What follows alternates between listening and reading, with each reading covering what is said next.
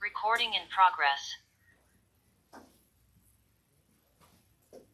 Okay. Jay, is this working? Perfect. It's okay? Perfect. Baruch Hashem.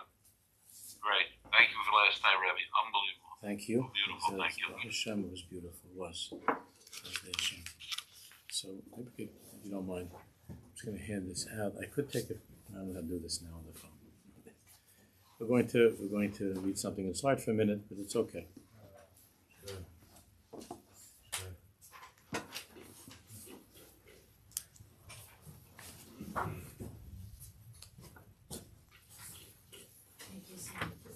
Hoping we'll be able to get a minion. I'm sure more will come. There's two back there already. It's going to be hard for me to get back on time. I think we'll be all right. More will come.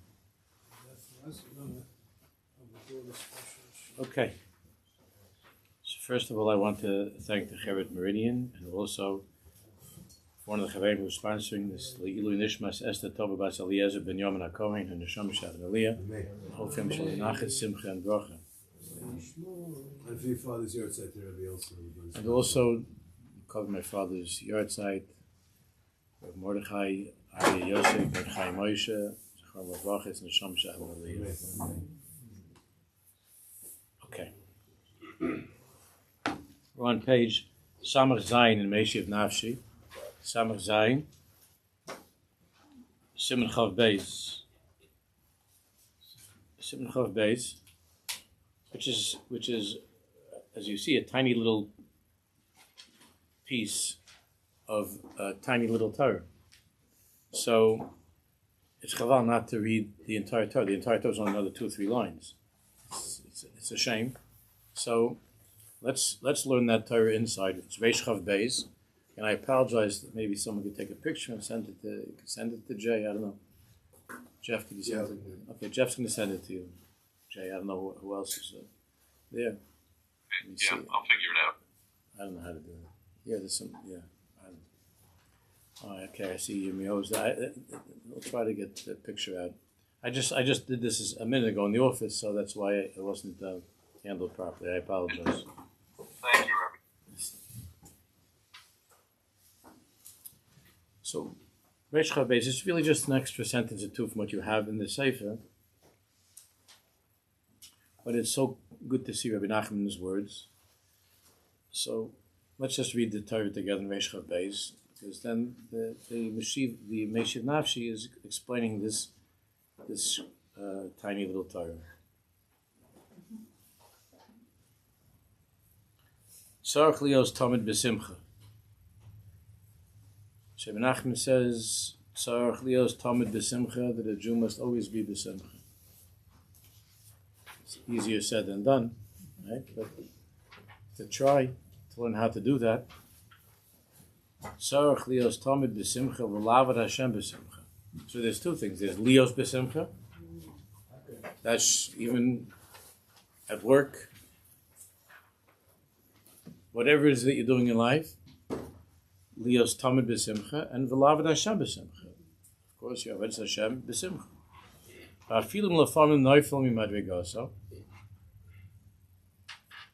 How is it possible to be b'simcha if you look at yourself and you see that you have fallen from what you were before, that you were doing better, ruchnius, and gashmius, you're doing better before.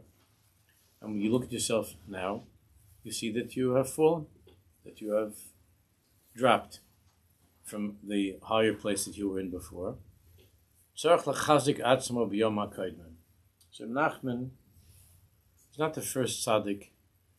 The Baal Shem HaKadosh spoke of this, his great-grandfather spoke of this, and other tzaddikim. Rabbi Nachman comes back to this quite often.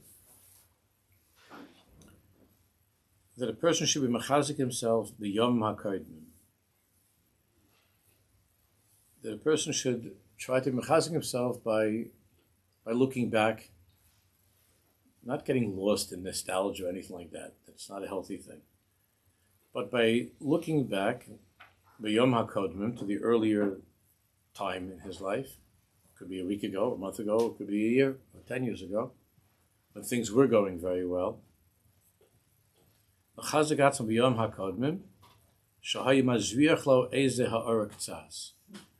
at that time in his life, there was shining into his life, there was radiating into his life, some more light.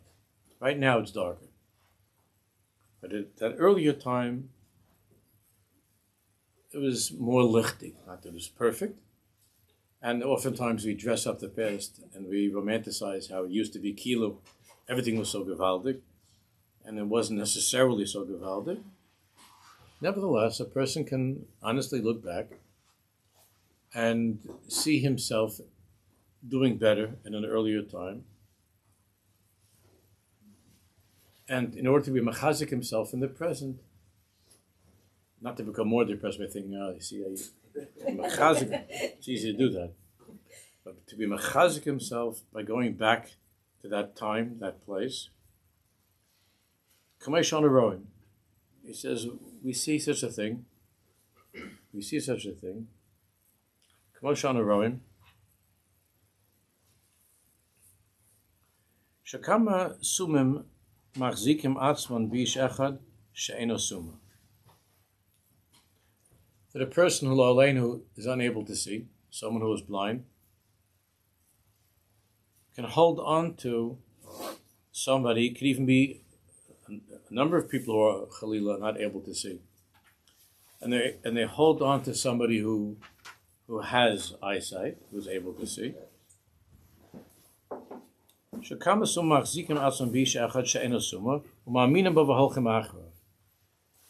they trust this person, this person who is a sagina, who is who is blind, holds on to the fellow who can see. Now this guy, theoretically, could be leading him off a mountain. But he trusts this person. And this person walks him across the street. And not only that, even if he doesn't have someone to walk him across, so he has a stick. The blind person has a stick, and he trusts it. Ma'amin lamakla. He trusts that this makal, this stick, that he's feeling around with where he's going, he's ma'amin lamakla. He believes the makal. Shahilach acha makla, and he follows this stick. Av shenabar klal. Can you imagine if we would look in the mirror of the car and we would not be certain that the mirror is telling the truth? I mean, everybody is driving, and every single second that you're driving, you're risking your life by switching lanes, by doing something. Well, Shamim does that even if he has the mirror. His father's here, so I had to put that in. So every single second, you're trusting the mirror. You trust the mirror. The mirror doesn't lie to you. Someone sent me this morning a thing. Now how it says in the thing, this is closer. What does it say? Closer than it may appear. May appear. Yeah. Closer than it. Is that what it says? May appear closer. Larger than they appear. So somebody said a thing of Mashiach, and it's closer than it appears. Sent me a thing like with the mirror, but it says Mashiach on it. So we trust the mirror, and we follow the mirror. The mirror could be something. It's not telling the truth. It could be that it's something's wrong with it. Now you got to adjust the camera. Look at the mirror. Right. So now it's another madrega that you're trusting what the camera is showing on the car. And there are people that are driving that are not even driving with the wheel. Now they have that. It drives itself. People are already. Ushi told me that there are people someplace already. They put the kids in the car, and the car takes the kids to school. California, they have something like that. California figures that. you put the kids in the car, or they walk into the car, and the car takes them someplace. Nobody in the front seat. And this is probably going to be something a few years from now that's going to be right normal. So there's a certain degree of emunah that's required. And the blind person follows the stick even though he doesn't see where he's going. But he trusts the stick. So Rabbi Nachman says this fascinating thing. You think about this. If you trust some other person, and you trust your stick, then you should be able to follow yourself as well. You should be able to follow yourself. What does that mean? What does it mean, leilach achar atzmo? To follow after yourself. So he says, since you can look back to a time in your life where where things were shining more brightly, where things were going well, you were doing better. And during that time, you had more of his sayras, more of his chaskas in serving Hashem.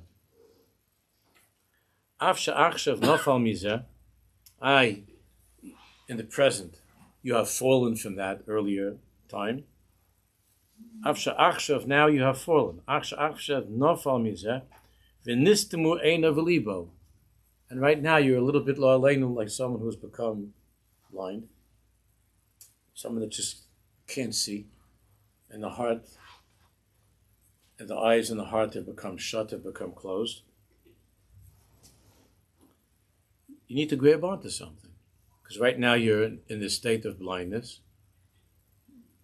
and you think of yourself as being in the lowest place, and you're somebody that's worthless, and you can never do all that bad stuff. In kol zeh roi sheyoches b'yom ha'kaidmim, grab the stick, or that person who you were before, the earlier time in your life, v'yelach achareim, and follow them. V'yelach achareim, follow them. Tahainu, k'may she'oz ha'imis oyer libel es chazik b'avados yisborach. In the same way, you'll find that what will happen is that the way that you were able to be mischazik back then, to open yourself up to HaKadosh Baruch Hu, to serve Hashem back then, kein gam achshav yichazik libo ma'od. So too, if you did it once, if it happened before, you can do it again. You need to hold on to that self that you were before to help you to move forward now to a better place. And follow that ha'ora, that hazrocha. Hazrocha, the word of course means when the sun rises, but it means a flash of something good.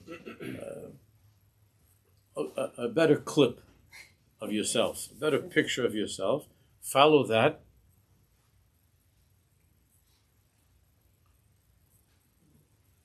Even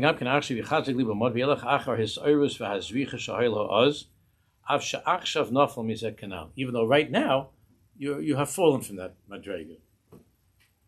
Ad asher b'ksas yomim yazrei Hashem, and you will see that Hashem will help you. The Yachzor, the Yizrach, it's the same letters, Yachzor and Yizrach. The Yachzor, the Yizrach le'or Yizbarach. And Hashem Yizbarach will once again illuminate your life with that or, and even better than that, which was in the past. And he answers here uncharacteristically, he ends rather uncharacteristically with the word Amen. He ends with the word Amen. So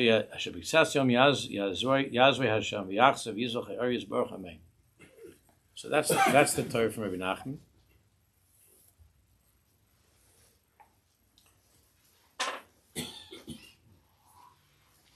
So now let's look inside the Meshiv Nafshi.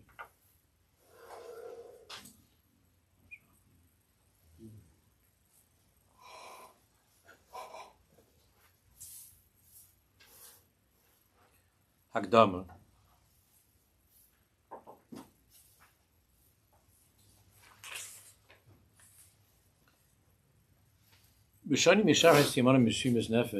Unlike the other simanim that we've learned in Meshivas Nefesh,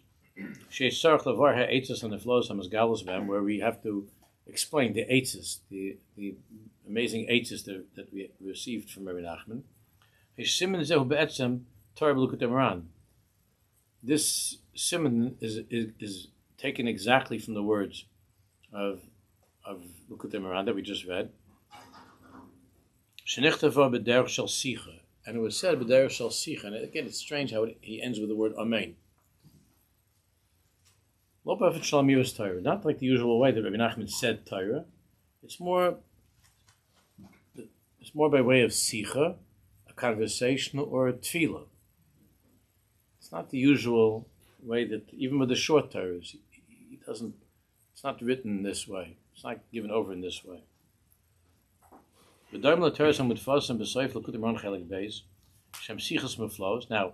at the end of this isn't the first chelik of Likutei Moharan. At the end of chelik Beis of Likutei Moharan, there are some Torahs there that are sichos mefloim, that were sichos, not as a formal Torah, but as a sicha in conversation.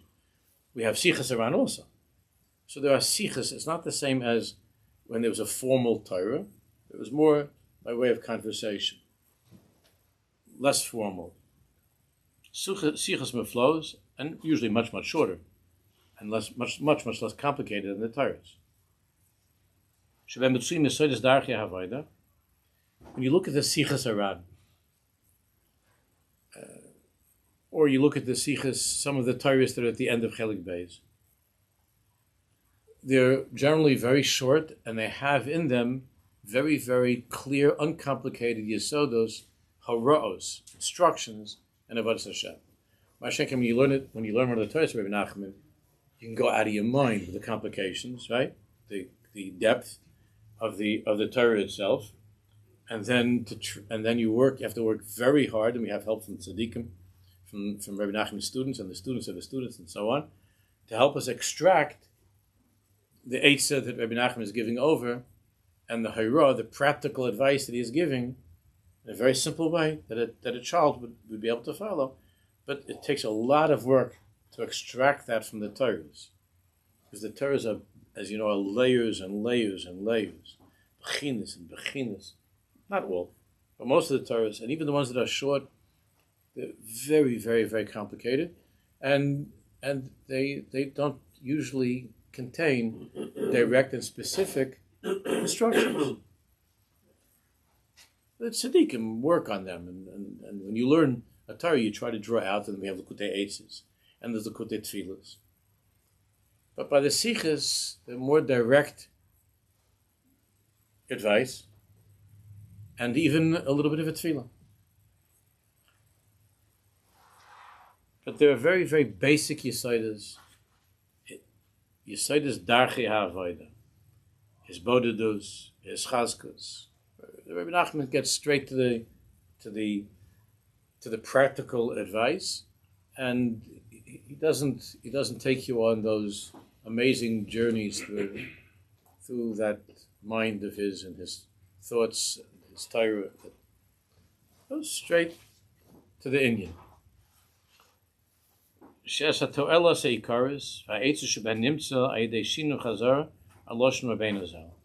And therefore, when you take these sichos, these eitzes, and you repeat them over and over, they sink in, and you are able to understand the unbelievable profundity of this piece of advice. And Rabbi Nachman is not beating around the bush with these. Not that he ever chalila is beating around the bush, but he's saying Torah. When he's saying Torah, means he's building something from Reishis Leinei Kol Yisrael, all of Torah Shebechsav, all of Torah Shebal Peh, all of the Zohar Kodesh, and everything is there, and you could be left just astonished by the depth and by the beauty, and not quite sure, what am I supposed to do with this Torah? Like, what does this mean in my life? Here, Rabbi Nachman just says straight, this is what I'm telling you, do it. Straight. You don't have to be a Talmud Chacham. You don't have to be a London and Breslov Chasidus. Saying, it goes to review the Kabbalim Belev Lishma Velasas, and to take it directly, Lishma Velasas, to do. Like I years ago, I told you there's a whole story with the Lubavitch who's here in Elena, where there was somebody that there was a shliach of his someplace in South America, that needed some eitzah, and he called up the Rebbe's office. This is back probably in the 50s, sometime or early 60s. He called the Rebbe's office, and Rabbi Chodakov was the secretary, and Rabbi Chodakov said, "Hold on, let me ask the Rebbe. Let me speak to the Rebbe about what you're asking." And this person, whoever it was in Argentina, someplace, waited, and Rabbi Chodakov came back and said that the Rebbe said the following. He said to this Jew, the Rebbe's eitzah. The Lubavitch Rebbe said, "Do this, do this." That's what the Rebbe said you should do. So the fellow in South America, he hung up the phone, and he was sitting around thinking for around 15, 20 minutes, how am I going to do this, like what the Rebbe asked? Because he asked, I know there's a whole story, but how am I going to do this? This is going to be very hard for me. How am I going to do this? So after around 15 minutes, the phone rang. It was Rabbi Chodakov. Rabbi Chodakov said, the Rebbe told me to call you and tell you, stop thinking about it and go do it. This was in Sao Paulo. Why? There are a lot of confused people there. In Sao Paulo, there are a lot of... That's where the story happened. It had to do with a young lady that was going to marry. Marry out, yeah. That's the story. It was in Sao Paulo, yeah? Sao Paulo. Yeah, it was about a girl that was going to marry out, and the mother was crying to this person to go talk to my daughter, and he tried, and the Rebbe gave a very interesting... What the Rebbe said is tell the girl, go meet her again. She didn't want to meet him again. She wasn't religious at all. Go tell the girl that there's a Jew in New York. There's a Jew in New York that's crying over this decision that she wants to go marry a guy. There's a Jew in New York that's crying. So the shlich was, I'm going to tell, she doesn't want to talk to me anymore. I'm going to go tell her that this is a Jew in New York that's crying about you marrying somebody like that's not Jewish. So that's when Rabbi Chodakov said. The Rebbe said, just go and do it. And he went ahead and he did it. And now we already brought up the story. So the end of the story is that he said, he called the girl. He said, listen, Rabbi, you already told me this. You gave me the whole pitch. I don't want. She said, no, I'm asking you one more time. I won't bother you again, I promise. 1 minute. It's going to 1 minute. She said, okay. So he met her somewhere in town, and he said, he closed his eyes, said, I wanted to tell you that there's a Jew in New York who can't sleep because of what you're doing, that you want to marry out. She said, like, what are you talking about?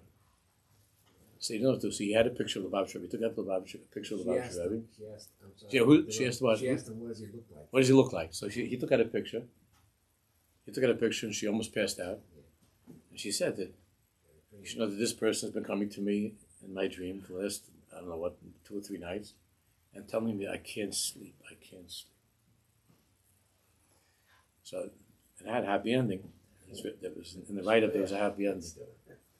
It's a gewaltige Meise on so many levels. It's a gewaltige Meise. Williamsburg or Borough Park? Where is she now? Why can't she be in Fairlawn? What's the matter? You don't like New Jersey? No, that's another country. But the Rebbe said, tell Rabbi so and so, stop thinking about it and go do what I said. So that's when we have this Torah. As Rabbi Nachman says, I don't want you to write books about this and make all kinds of I want you to go do it. I want you to do it. Stop thinking about it and go do it. Lishma v'la'asais. Same thing like when he has the Torah also at the end about his burdens. So Rabbi Nachman wasn't saying, I want you to now talk for the next year, like we did, for 2 years, about his burdens. Go and do it. Go and do it. Because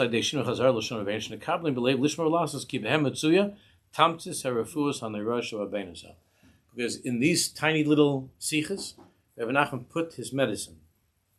And he said, go take the medicine. If you trust your doctor, I mean, there are a lot of doctors you can't trust, but you shouldn't go to them. But if you have a doctor that you can trust, and the doctor says you have to take this medicine, prescribes the medicine, so what are you going to do? And the doctor says you need to take this. You have to get this as soon as possible. I'm calling the drugstore for you and pick it up on the way home. And you get to the medicine. So what are you going to start? Then you're going to get home and you're going to start calling up different people to talk about the medicine. And you're going to take it to a lab. They should check to see the medicine. This is the refuah. The doctor is telling you this is the refuah. Stop looking into it and stop it. Don't ask questions. Just don't look into it. Take what you have to, and you'll be better. The Ramyam is not Shem Lashem is Baruch. So in these little sichas, Rabbi Nachman gave his medicine. And he doesn't want us to drag around with it. He just wants you to take the pill as prescribed. Do what you're supposed to.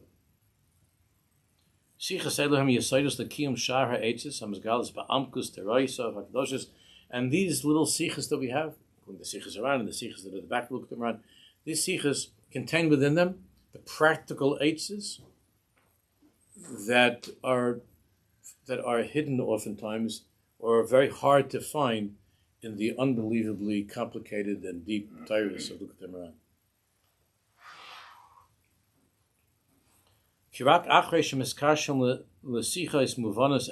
Because only after you connect, you bind yourself to these short prescriptions, will you really be able to understand the depth of the Torah, of the complicated and longer Torahs.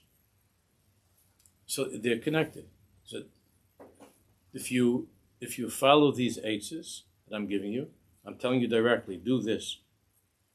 And if you follow my advice and you take this prescription as I'm telling you, then when you will learn my Torahs, you will understand what I was talking about. If you would like, that's your choice. But if you take this medicine, I'm sending you this medicine, take it as I prescribe it, and then you'll see. A, you'll have a refuah, you'll have a yeshua, and B, you will begin to see my Torahs. You'll begin to understand the Torahs that I brought down. You begin to see them in a different way, to understand them in a different way. So let's see what we can do about taking this prescription, reading the prescription and swallowing this medicine.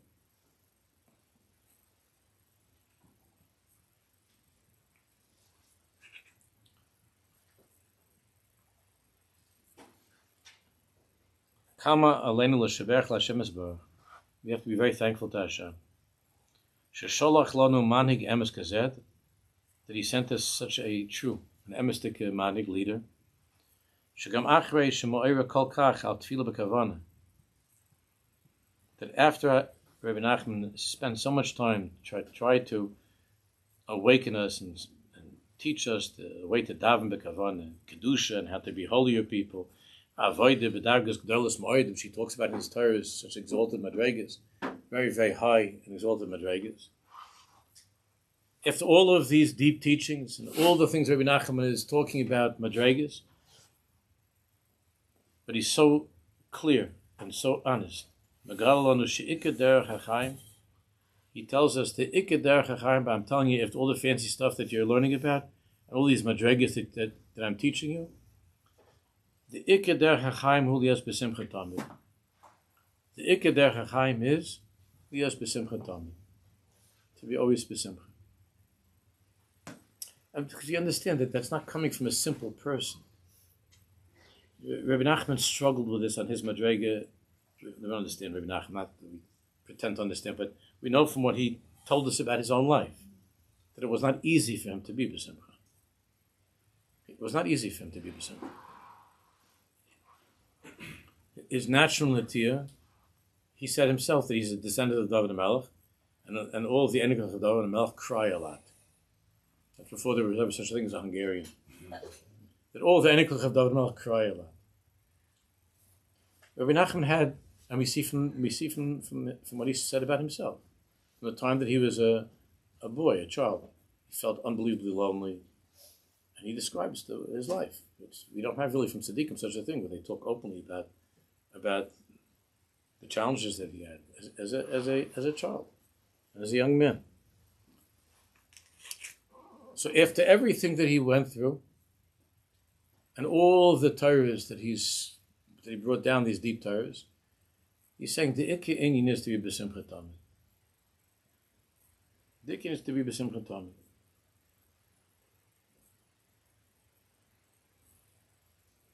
Ikki derech hachaim hu lios b'simcha tamid. V'la'abed es Hashem Yisborach rak b'simcha. The Seva Kodesh Baruch Hu rak b'simcha. Bli, next page. Bli les chashev klal t'ma she'over. Not to get lost in what's happening to you this moment, not to take into account the things that are going on in your life. Of course, everybody's thinking, so, yeah, how do you do that? I say, he teaches how to do that. How do you do that? But he's club Rak lachtoif mashe efshe. Just grab anything good that you can. Lachtoif mashe efshe. Lachtoif, to grab a mincha marv, to grab a benching, to grab a shtickle Torah, to grab a little piece of mishnayos, a gemara, to grab a smile, a good word. Just lachtoif. Rak lachtoif mashe efshe. We're only here for a couple of years. Every one of us is here for a couple of years. You grab whatever good stuff you can grab. That's all. Lachtoif mashe efshe. Eza avoida. Not with the whole cheshbon. This is not the kind of avoida that I was hoping for. I used to be a much bigger oivei. I don't know how I'm going to do this tomorrow. Just lachtoif mashe efshe. Just grab what you can. You know, they used to have, remember when I was a kid, there was some television show where the prize, you know, like they have these like these game shows where the prize was, they had like the lady that won the game or something, she can go, they let her into the store, and she had like 7 minutes or 10 minutes to grab whatever she could to throw into a gola. She had a few minutes to grab whatever she could to throw into her wagon. So that's how the tzaddikim looked at this world. That's you get a wagon, lachtoif kol mashe efshe. Grab what you can. I remember that I once told this to you. This goes back around 40 years ago. So yeah, around 40 years ago, I was living in Queens, and the famous Maggid, the Tzaddik Reb Shalom Shvadron, Zechat Tzaddik came to talk in the Shul Daven, Reb Shalom. I don't know if any of you ever heard him. It wasn't just what he said, how he said it. It was a whole drama. It was something, Reb Shalom. And his voice, it's like, you know, that deep Yerushalmi. I don't know if it was because of 1,000 cigarettes a week. I don't know what it was from, or just that's what his voice was. I don't know. But it was that Yerushalmi voice. And Reb Shalom said a hashmuz, and then he said, he said, I'm going to tell you a maisa. What was the maisa? So he starts to describe one day in Shemayim, there was an announcement that everybody can come down to the world for a half hour. You go into the world for a half hour. So Reb Shalom, and this takes him 10-15 minutes to say, the way he does it, like a painting, the way he paints. So then the Mason come into the world, and Reb Shalom starts to describe, this one's running to apologize to his kid. This one's going to beg his mother. This one's going to chap a few mishnayos. This one's going to say one tefillah b'kavana. My whole life I never have the whole Shemoneh Esrei. One good Shemoneh Esrei. And he's describing how this one's going here, and this one's going to try to apologize to his partner because he messed him up. And this one, they're running all over the place. The Mason are going crazy. And while he's telling this story and describing, using people's names, and the uncle goes here and Sarah goes there, he's saying that it goes out 15 minutes. It comes out from Shemayim, 15 minutes, like the clock is ticking, 15 minutes. And then he's going right, and he's saying, and then he's telling them, this one goes here, this one goes there, this is happening, they're going crazy. And they're looking, they only have 5 minutes. And then he goes, 30 seconds, 10, 9, and we're all sitting there listening to Shalom. And this one goes here, 5, 4, 3, 2, 1. And we're just sitting like this, and Shalom says, no, and was is schlecht. And what's so bad if you have more than a half hour? It's a chapman. If you have more than a half hour, it's a chapman. It's was is schlecht. You have more than a half hour to grab stuff. You know, in the TV show, they just gave a couple of minutes to the lady with the shopping cart. And in the story, the make-believe story, they gave a half hour for the Mason to come back into the world. It's chapman. Of course, because we think that we're going to live forever. I think statistically that doesn't work out. Unless you met someone like that, statistics don't show that works out. So, Rabbi Nachman said this many times. As the ik is to chappen. Lach toif ma she'evshe. Lach toif ma she'evshe. Don't put off calling your mother. Baruch Hashem, if your mother's alive, lach toif ma she'evshe. Or your father. I'm just giving. Oh. Depends. Depends who your father is. Oh, you're giving him an excuse. That's why he's ready.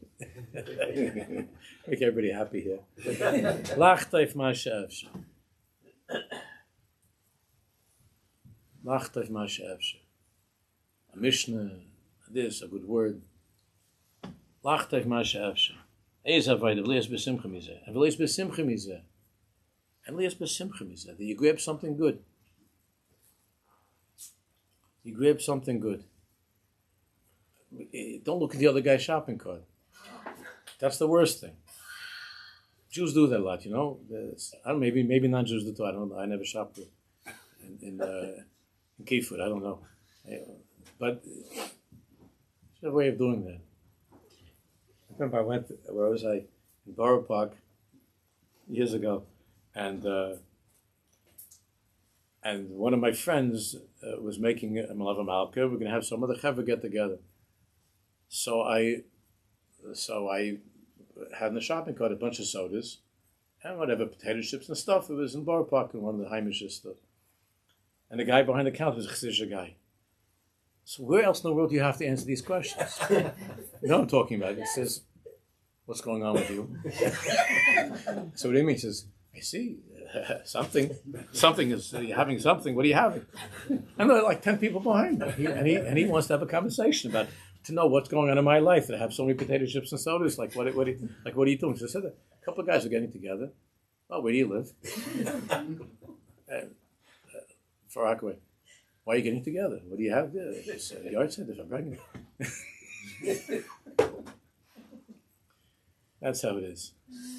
Well, you know, like you're eating in a restaurant and somebody orders something, and then you order something different, and they're looking like, oh, that taco looks good. What did I do? I got the schnitzel. I should have gotten the ribs. What did I do? I didn't know the ribs were going to come out like that. They usually put so very little meat on the ribs. These are ribs. I ordered the schnitzel. It's a bad way to live, looking at somebody else's shopping mall. It's a very bad way to live. We do that all the time. We grab lach toif ma she'evshe and there's besimcha mizeh. There's besimcha mizeh. You could hear that many rabbis would be upset with what we just read. This is just these words. We wouldn't go for this at all. Say that they should be happy. U'moisef lefarish kavanasa. And Rabbi Nachman is explaining what he means. Shafilim nafal mi madrigosa. How can you be happy when you look in your own shopping cart? In your old shopping cart, you were doing better. Afilim nafal mi madrigosa. I'm not the man I used to be. Nafal mi madrigosa. Shafilim nafal madrigosa. Gam oz ein lischashe b'zeh. Don't pay any attention to that. Ein lischashe b'zeh. Rak lavid b'simcha. Keep on grabbing good things b'simcha. Whatever you can right now. Whatever your madreg is right now. So right now you can't do this taisis. Okay, so take a mishnah. Can't do a mishnah? Read a story of a tzaddik or something. And try not to fool yourself. Because anybody can say, I can't do anything. Try to be honest. Of course, that's always the key, is being honest. Alach tev ma she'evshe. You know how many chevra there are over the years that have told me that they did, since they were in yeshiva, they didn't pick up a Gemara? Why not? Because I could never ever be that guy that I was when I was 16 and I was steiging in yeshiva. I can't be that. Like when I was plowing my way through Bava Kama, I don't have a head for it anymore, I don't have the time for it anymore. So he's looking at his own shopping cart, and he had there in Bava Kama when he was 16, and now he hasn't picked up a Gemara because I'm not in that madreg anymore. I'm not a 16-year-old. I don't have the head anymore. I don't have the koiches anymore. I can't do that. So no one told you have to learn Bava Kama now the way that when you were 16, but it doesn't mean you can't take a Gemara and learn. Lachtoif to take the Gemara to learn. But this is how people think. Aglava b'simcha, ein l'schashe b'zeh, ein l'schashe b'zeh. To pay any attention to these things. Aglava b'simcha. Mitoch yesod zeh, and with this yesod, Megala haderech hanifla. Rabbi Nachman reveals in this tiny little Torah that we just read, this derech hanifla, this, which we might not think what's so amazing about this. What is this? It's a derech hanifla, and again, he's giving us the direct injection of medicine. This is the medicine. Derech hanifla shel hamshachas azricha harishon. That there's a way to look back, but not to compare yourself. Not comparing yourself, but to take from the Zricha Rishon, not to compare. That you could grab something from the old shopping cart. From the Zricha Rishon, not to compare. Comparing is very destructive. I used to be a Muslim like this and that. Not to compare, but to take. Now, Zricha Rishon, from that time where there was light in your life, and things were more lichtig. Not comparing, because then that's going to make you just stop, depressed. But to grab something from there that was good, and to bring it into now, and how this could help me right now. Because right now I condemned myself to a certain madrega that's not good, and a certain darkness. I've condemned myself. I've signed myself off to this lower place that I'm in. Kilu, there's nothing else that you're capable of. There's nothing better that you've ever done, or that you're capable of doing in the future. Which there's also in you of being able to grab from the future. This is easier to begin with. To take me hamshachas azricha rishon. We see that, for instance, Rabbi Nachman and Rabbi Nosson later on, based upon what we have in the Kisvei Hari, we find the Ari HaKadosh makes a comparison between the Kedusha of the firstborn, of the Bechar, of the firstborn. There's a Kedusha of Bechar, Pidyon Haben, Kedusha of Bechar, and davening. This is a very big Torah in Rabbi Nachman and Rabbi Nosson. What's the connection between the Bechar and davening, tefillah? A person can daven and comes to the conclusion that my davening is worthless, and Hashem has never answered my tefillahs. And that's simply not true. Hashem has answered countless of our tefillahs. But we don't think about that. We don't remember that. We don't think about it.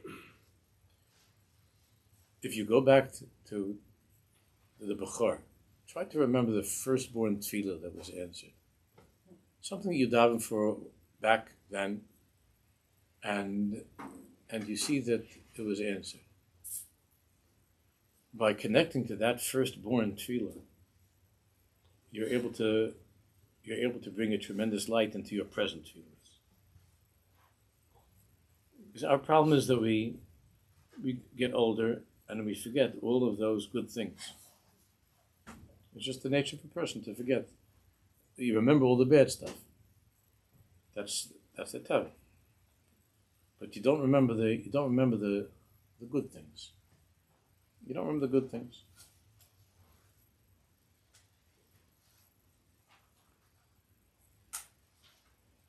And because of that, it becomes very, very, very difficult to daven. The connection between Kedushas HaBechar and Tefillah is that davening requires memory. It requires memory. The Pesach into all tefillah is thankfulness, praising Hashem and thanking Hashem. That's how our davening is set up. And then we could ask. But if you believe that Hashem never has answered you, then why would you ask for anything? If you feel that you've been turned away every time and you've never been answered, so then you stop asking. If you go to the bank and the bank tells you every day, no. So why would you keep on going to the same place? There's nothing there for you. And you could have a conversation with someone, the person will tell you that my tefillahs have been unanswered. That's absolutely not true. It's because of the present darkness you're in, so it seems to you. Then the person will usually pick some big thing. Well, then why did the Holocaust happen? Something like that. That's the like go-to. Kilo, like these are things that any person could ever explain or answer. There were people who have tried to do that, and they shouldn't have tried, because no human being could explain these things. But that's something very dark that happened, and then you see that Hashem has not answered my tefillahs. But it's not true. Today's my father's yahrzeit. It's one of the my father was talking about tefillahs that were answered to him during the war. Tefillahs that were answered to him while he was in concentration camp. There were things that he davened for that he said that if he went on after the war, and he decided he was going to start keeping Shabbos again, start davening again or whatever, tefillin, is because that he felt that there were tefillahs that he was davening for during that time. And he could say, come on. That was a horrible time. So your tefillahs were answered? My father shared with me some of the things that he davened for when he was going through that. It doesn't mean that every tefillah was answered. He didn't see his parents again. He didn't see his family again. But there were tefillahs that my father said that only Hashem Zebach knows that I was at the end and I was asking for something and he gave it to me. So you could be a very cynical person and you could write off all that stuff as, but that's the shurish of davening. That's the shurish of davening. To be able to go back and to connect to a zvicha rishonah, to something that was shining at an earlier time. Even though it could have been a terrible matzah, but that connection to Kadosh Baruch Hu that was shining at an earlier time. But a lot of people that they become over the years, they just become so cynical and so tired and feel that the tefillahs are nothing, so they don't bother going back, which is why you see that davening is not so strong. A lot of people are not too interested in davening. What's the tachlis? What's the tachlis? The whole, and with this, Rabbi Nosson explains the whole Yontiv Purim. The whole Yontiv Purim. That's almost Purim, it's a month. The whole Yontiv Purim explains with this of Kedushas HaTfilah, with the Kedushas HaBechar, and so on. Because Haman's whole message was, remember what Haman said? It's Yeshna Amechad, and Chazal say that he said, Elokayim Yashenu, that your God is a Fashluf and a God. He's old, he's sleeping. Yeah, Haman said, yeah, I know Jewish history. He took you out of Egypt. I know that stuff. I know that he gave Mael to Zedek a clap. I know that. Amalek was. I know that. But this is an alta ma'is. It's an old story. Your God is ready, and he's sleeping. And what's the raya? You see that he doesn't answer your tefillahs anymore. I made a decree. Now you're all going to get killed. No, he's not. And you're all going to get killed. He doesn't answer your tefillahs. He's old. He's old. He's weak. He's feeble. He doesn't hear anymore. He said, once upon a time there was such a thing, but not anymore. And then you lose your cheshik to daven. You lose your cheshik to daven. That's why when Mordechai asked the children after Cheder what they were learning, so one of the things was Vad Zikna Nihu. Even though I'm old, it's still me. Hashem said Vad Zikna Nihu. I'm old. It's me. Hashem said I'm around forever. I'm old, but I'm still in charge of the whole thing. Yeah, I'm still in charge. Because Haman wanted the opposite of that. Haman wanted to say it's already finished.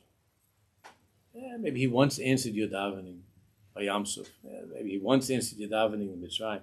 He answered Avram Avinu. Haman's minded that there was such a thing that you were once answered, but that's not current. It's not. That's already an old story. Right now, Yoshenhu, sleeping.